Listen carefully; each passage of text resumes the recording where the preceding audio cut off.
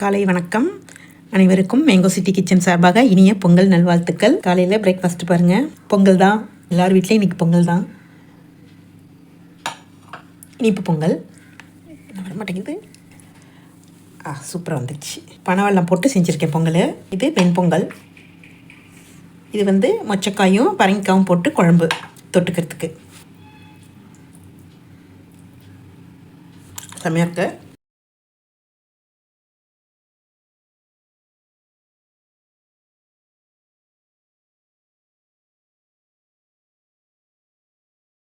தேவாமிர்தமாக இருக்குது.